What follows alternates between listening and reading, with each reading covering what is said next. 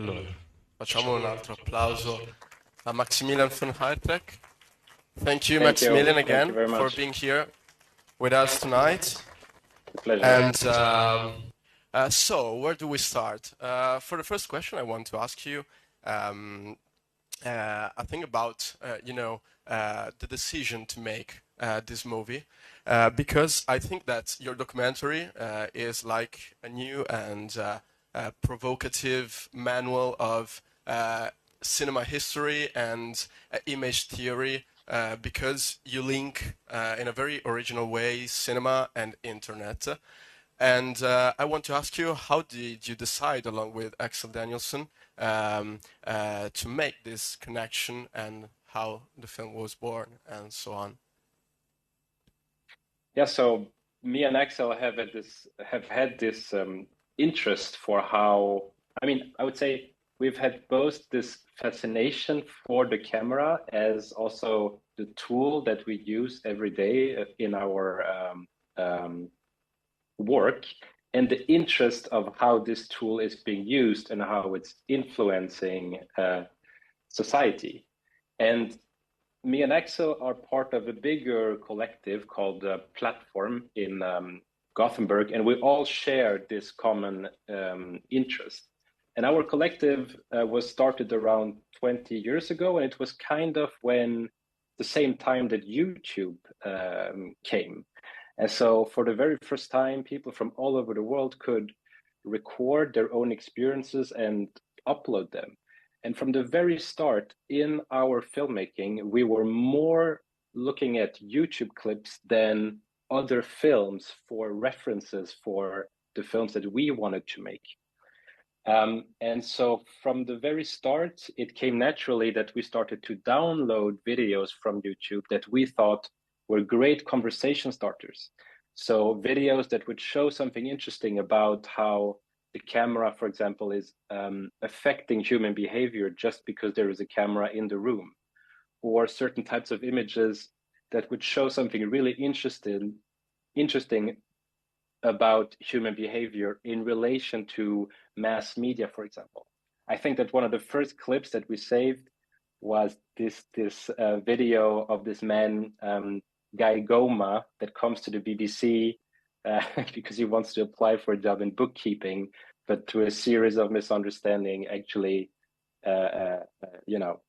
is in a live TV studio where he takes on the role of being an expert.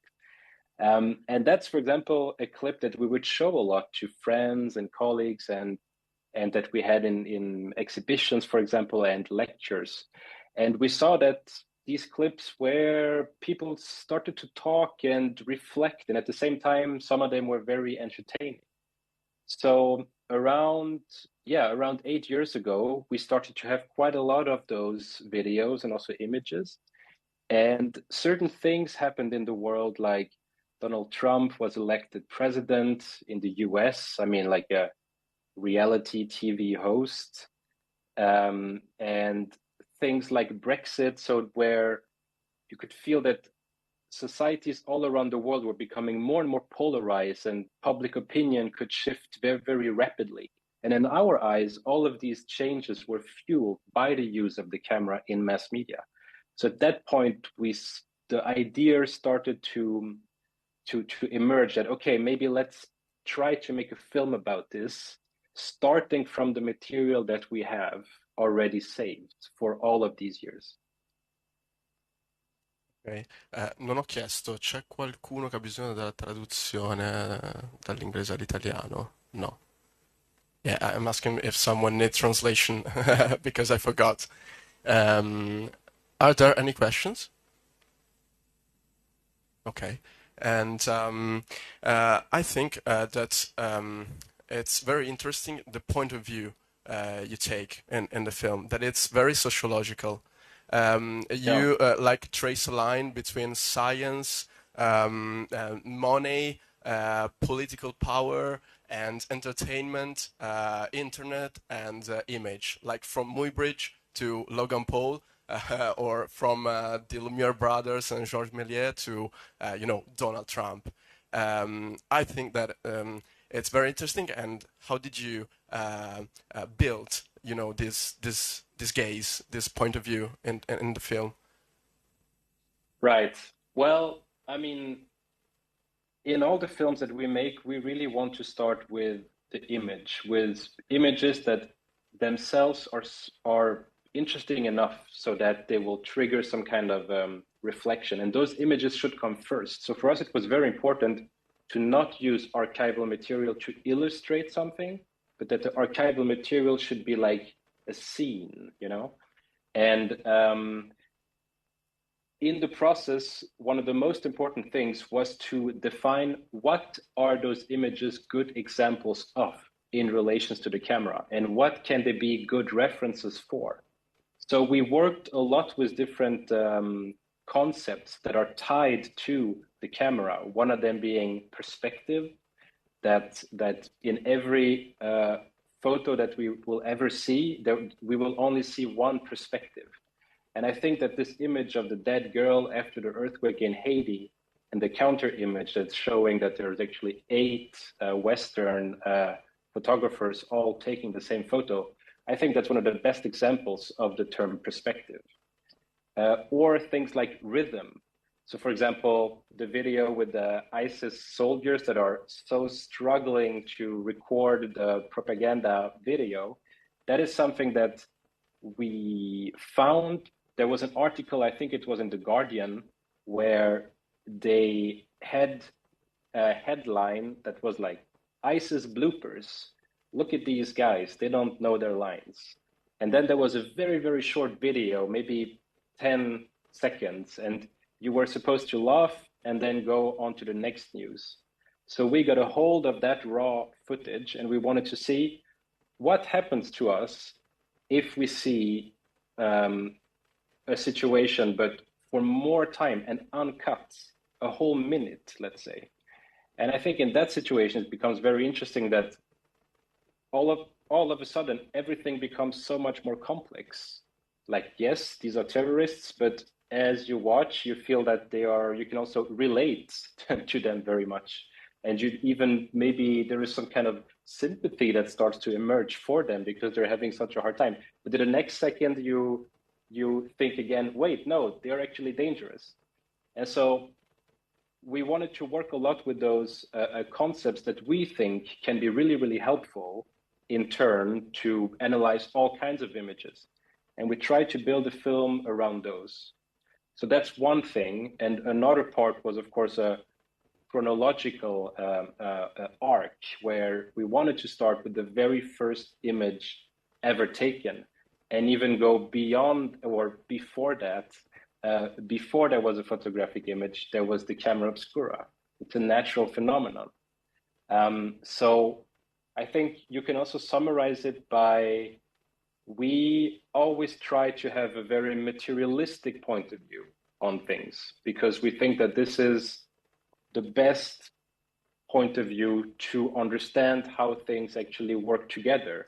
And that if you take one choice, it will have consequences. And you can draw a line between that. Okay. Yeah, it's very interesting because I felt this kind of contradictory fascination also when Leni Riefenstahl talks about Triumph of the Will. Seems like, Yeah. Spielberg talking about Jaws, or I don't know, something like that. And it's interesting because you assume like an ethic point of view because you did not include any images of horror and for not spectralize the horror images. So I want to ask you the relationship for you between horror and spectacle because in internet every day we look at horror images just like an invasion of the things. Yeah, totally. I mean, it was kind of a choice from the start to not use images that would show death, even though there are some images, but it's really important to contextualize those because when it becomes something that is so terrible to see, then it almost turns into that it's about something else. And I mean, to go back to Leni Riefenstahl, I think that's really an amazing example of someone that is a pure aesthetical person and that does not want to accept that what he or she does can have actual consequences. And that's very interesting because I would say that in our industry or in the media industry, there are many Leni Riefenstahls working today. So people that do not even reflect upon the fact that the way that they choose to show things will have consequences.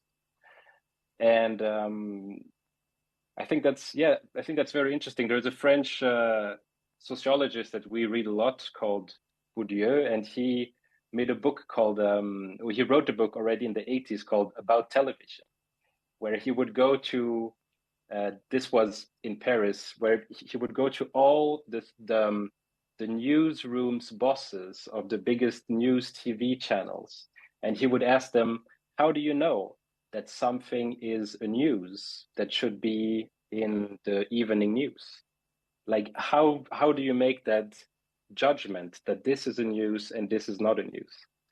And he remarked that no one understands the question. They're like, well, I know that, and then afterwards he was thinking, well, of course they're saying that because if they would have a tiniest doubt or if they would reflect too much, then they couldn't have this job because it also demands that you just do. And I think this is very symptomatic for our industry. And maybe also, if you start using a camera, you're not very much aware of all the conventions that you are going to reproduce because of what you have seen. And so you are going to imitate a lot of things that you already have seen. Yeah, I think that this is the point, of the ethic of your gaze. I remember also some sentences of Serge Danet talking about television power and the way television and images can manipulate also reality. And I just fell to my mind, a sentence about by Guy Debord, like the false is the moment of the truth. That is, the sentence that can encloses every images that comes out from television and the internet. And so I want to ask you how internet, in your opinion, is changing cinema in this way, in this Yeah, sense. I think that something about internet and the way the the culture of consuming, how it has changed, and what we're trying to show in the film also is that we have gone from a culture where we are consuming things together in the cinema, then it comes to the television in the living room where we are consuming as a family, and now we are consuming individually on our individual screens.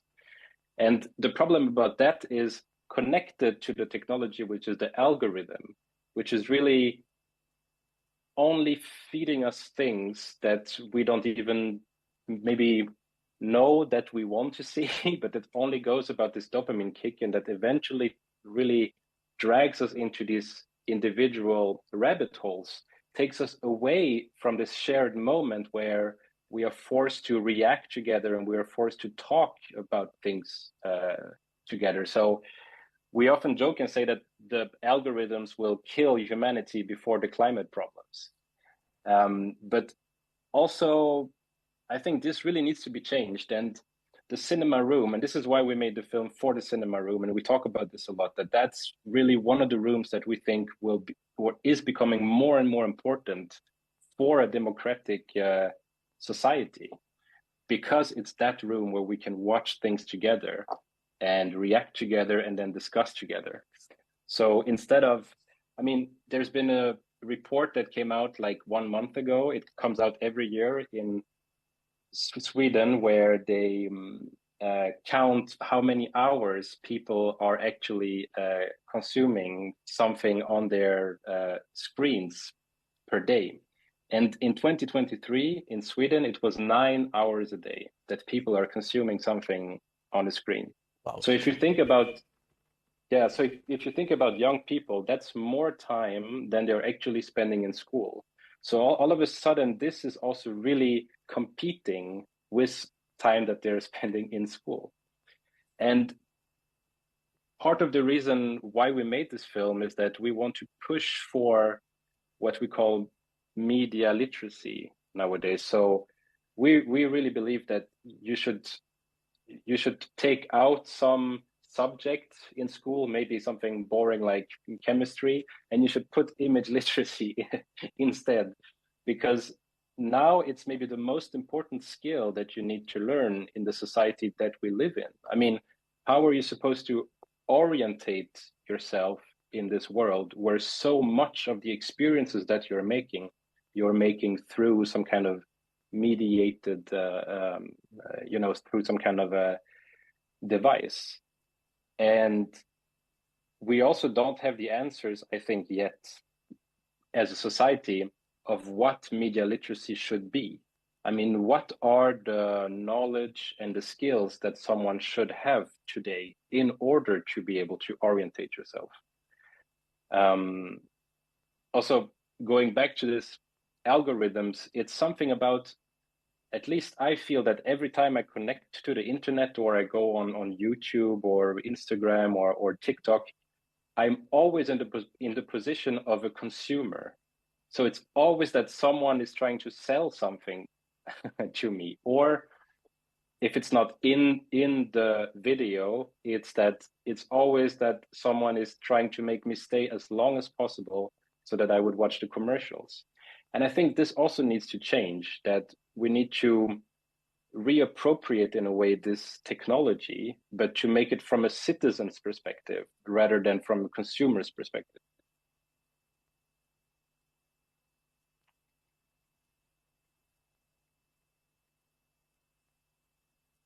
Ci sono domande o riflessioni? Dai, non siate timidi e timidi.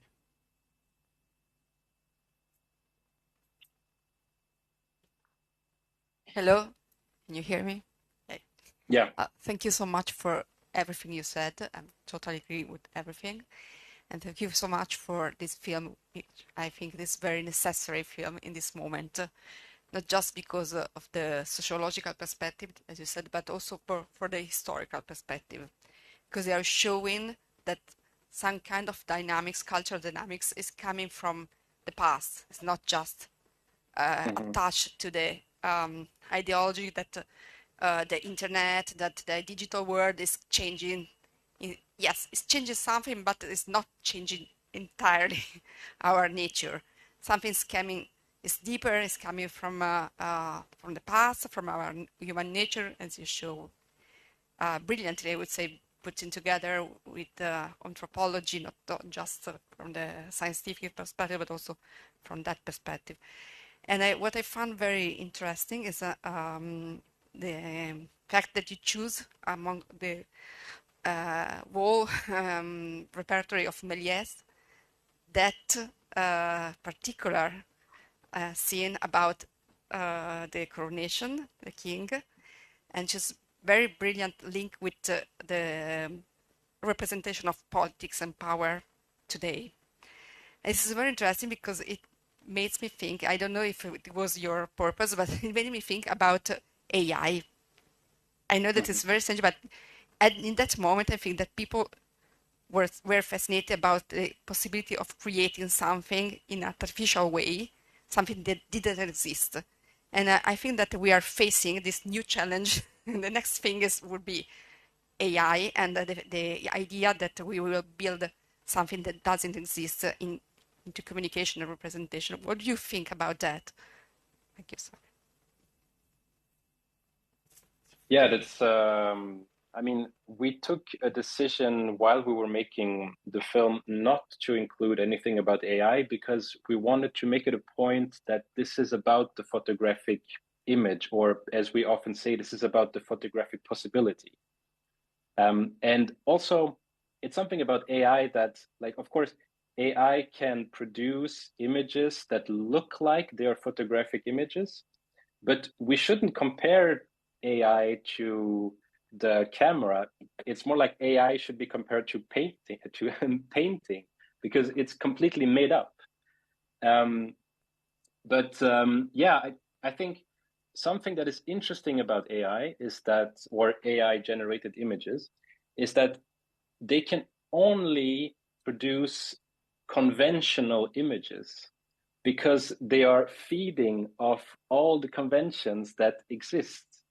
So if you would type in to an AI, give me a photograph of a man, it's like it's like just by huge coincidence, it's going to be a 35-year-old handsome white man. And if you do give me a photograph of a woman, it will be a 35-year-old beautiful white woman. So because it is built on those images that are sort of most reproduced, it will only be able to create those conventions. And I think that in a way, those tools that we are trying to develop, this language that we are trying to help develop for how to analyze photographic images, could also be applied to AI. So this perspective and rhythm, yeah, what do you see? Like what's inside of the frame and what's outside of the frame? That can totally be applied to AI as well. But to what you said about the expectations of a technology and then what happens with it, I think I really agree with your point that it's very interesting to go back in time and to look at those moments where a major technology like the camera or television or internet, after it was invented. I mean, for the first part, it's really important to remember that when major inventions come, it's not like humanity has been waiting for them to arrive. So it's not like everybody was waiting for the camera to be invented. It's like, no, the camera was invented, and then it's like, okay, what should we do with it? So it's always a discussion that we need to have together of what we believe that this tool should be used for. So in that sense, education regulations are definitely important. We've also joked that maybe you should need a license to use a camera, like you need a license to use guns. And with AI, I think it's similar. I mean, it was very, very touching to see when we made Fantastic Machine that every time there is this new major invention, you can always find so many testimonies of people that are very hopeful. So when television came, as you saw in the film, it's all these people saying, wow, this is going to bring humanity together. And when internet comes, people say we are entering a time where everyone can become a teacher. We can really communicate knowledge across the world. So the question is why, I mean, how come, since we all have in our pockets all the knowledge of the world ever, it's right here, how come we don't live in the best society ever? And we think is that because you have to look at the economical interests that unfortunately these tools are sort of just left in. they will always point us to something else. And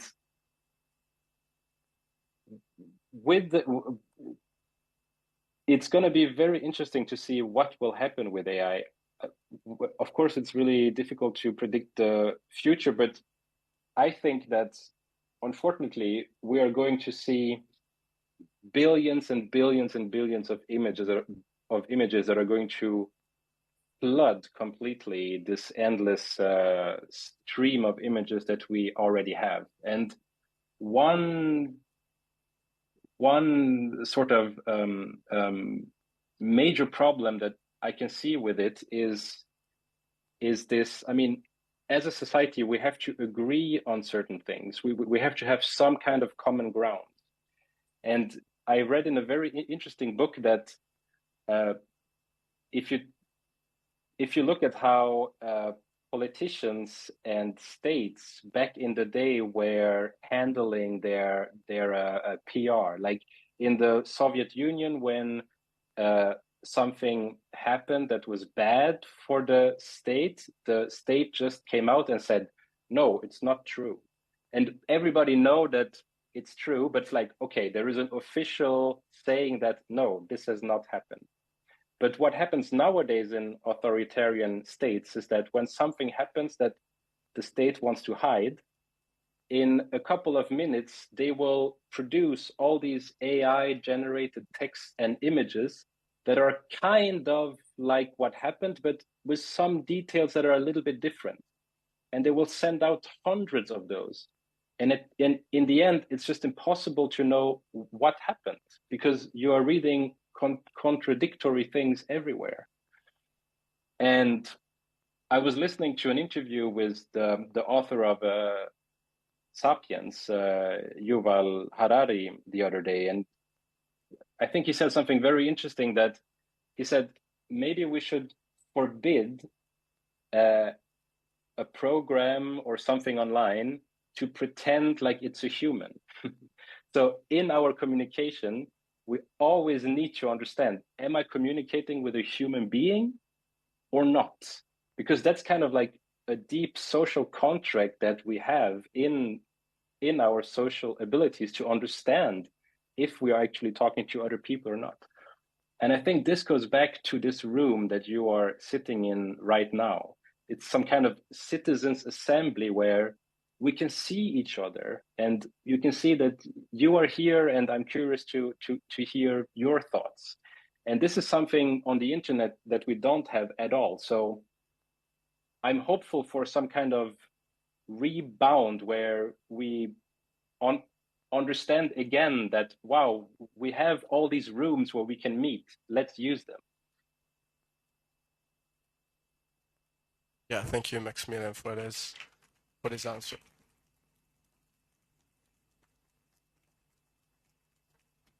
Ci sono altre domande, riflessioni? So, last question. I ask you the last question. The film is produced by Ruben Östlund. I'm very curious to know how did you meet him? Because his last film is like about, in a way, of how cinema can show violence, how cinema can show the evil in the human being, and how the image can reveal, who we are in a way. So I want to. It's very interesting the connection between Ruben Östlund and this film.